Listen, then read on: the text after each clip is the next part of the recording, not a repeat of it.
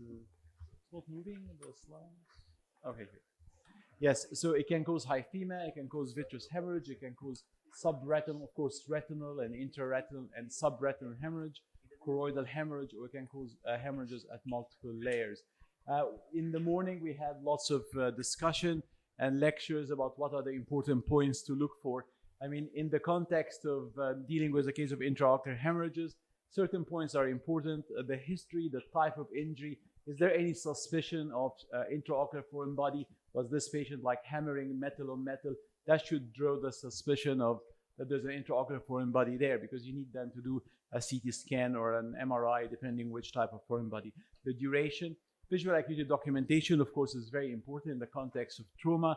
Anterior segment examination, is there any small rupture that you can see? The lens status is very important, whether this patient is phakic or not, and also the relationship of the vitreous, especially if there's a vitreous hemorrhage, with the lens, because as we'll see later, this is very important. And B-scan is always very important, and then CT MRI if you're suspecting an intraocular foreign body. So I'll show you here this case, why the lens status is important. This is a phakic patient and something important, and lots of blood, so you wash the antechamber. But here the problem is there's no view because there's hyaloid dusting, the anterior hyaloid dusting. And here you have to be very careful, removing that dusting without hitting the lens. The antechamber, the infusion is still in the antechamber. And even in phakic patients, you still can get enough fluid to go through the zonules to maintain things until you start working and you see the you'll be able to see the infusion. So this is all done with the infusion in the front, and that's a phakic patient. And then here now I can see and check that the cannula is in there, and now I can move this to the back and complete the surgery. And that patient will have vitreous hemorrhage. We removed the hyaloid and we found a retinal tear, which we treated with cryo.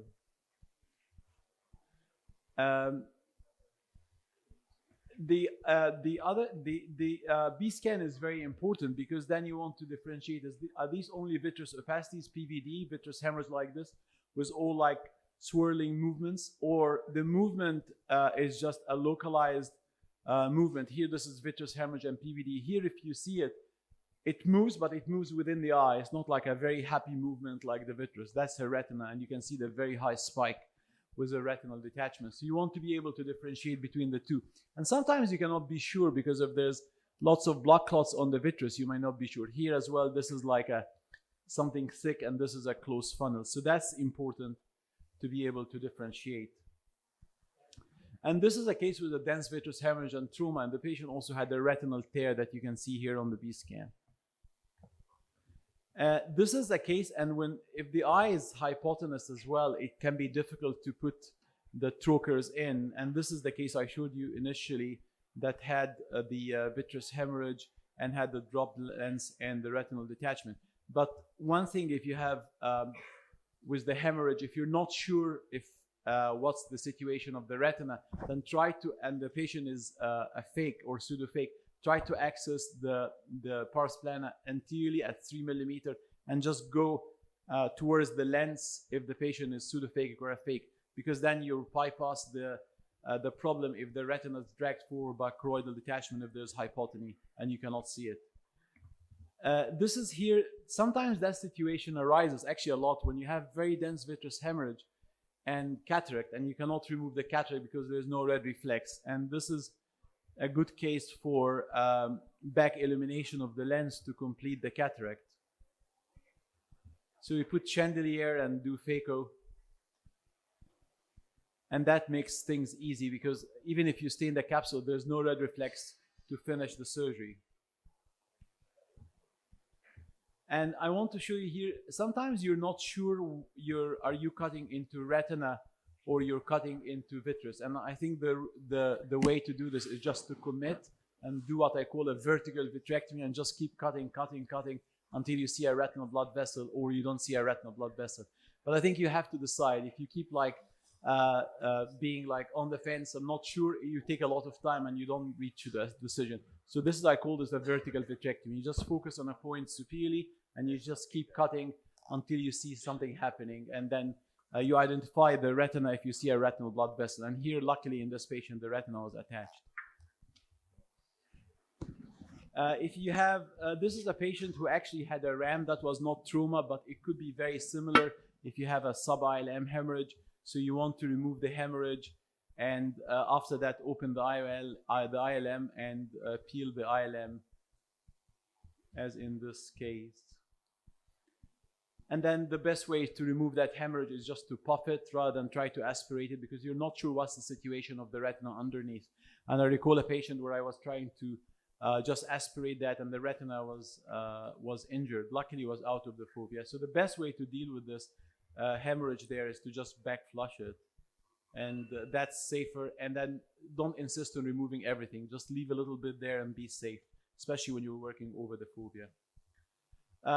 If I have a subretinal hemorrhage, then the way I do it is I inject BSS only and displace that with BSS. Then I can inject a lot or as much as I want. Just do it slowly, and then I put the TPA in the vitreous cavity, and that makes it less risk of toxicity with TPA.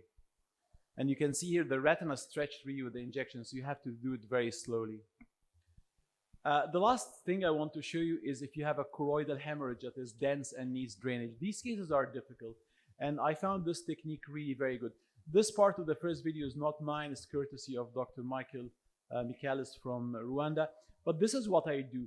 So I inject these patients with TPA suprachoroidal. So I know from the B scan where the large area is, and I inject them 7 millimeter from the limbus with 50 microgram TPA, and it will go in the choroid because there's a big hemorrhage.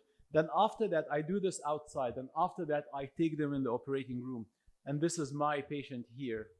So this is a patient who had the very dense suprachoroidal hemorrhage. I showed you the scan. And what you need to do is you go about 7 to 8 millimeter, and you put a trocar in. Can you give me 30 seconds more? Yeah, you can get some All right, time. thank you. Give him 29 seconds more. Okay. And then you put the trocar in, and then here we try to vent it, but it's not working. Then after that, we will, as you will see here, we'll eat the plastic part of the trocar